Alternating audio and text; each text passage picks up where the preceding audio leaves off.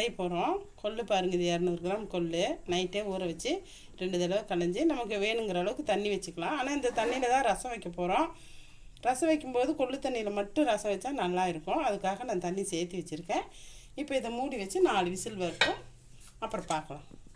நல்லா 4 விசில் வந்துருச்சு, நல்லா வெந்துக்குச்சு. இப்போ நம்ம இந்த கொள்ளு தண்ணியை வந்து ரசத்துக்கு எடுத்துக்கலாம். கொஞ்சம் தண்ணி ரசத்துக்கு எடுத்தாச்சு, மீதி கொஞ்சம் தண்ணியோடு நம்ம கொள்ளை வந்து தாளிச்சிக்கலாம். எண்ணெய் ஒரு 3 ஸ்பூன் ஊற்றி வச்சுருக்கேன். எண்ணெய் காஞ்சிச்சு, கொஞ்சமாக கடுகு சேர்த்துக்கலாம்.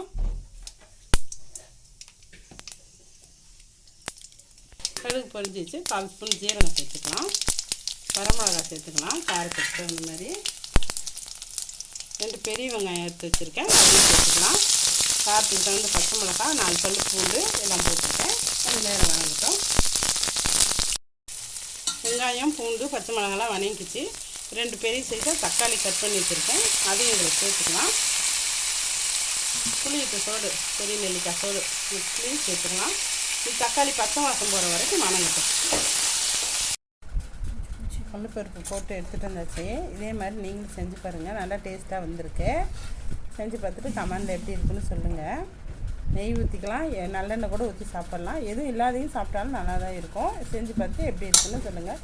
லைக் பண்ணுங்கள், ஷேர் பண்ணுங்கள், சப்ஸ்கிரைப் பண்ணுங்கள். நிறைய பேர் பார்க்குறீங்க, சப்ஸ்கிரைபே பண்ண மாட்டேங்கிறீங்க. சப்ஸ்கிரைப் பண்ணுங்கள்.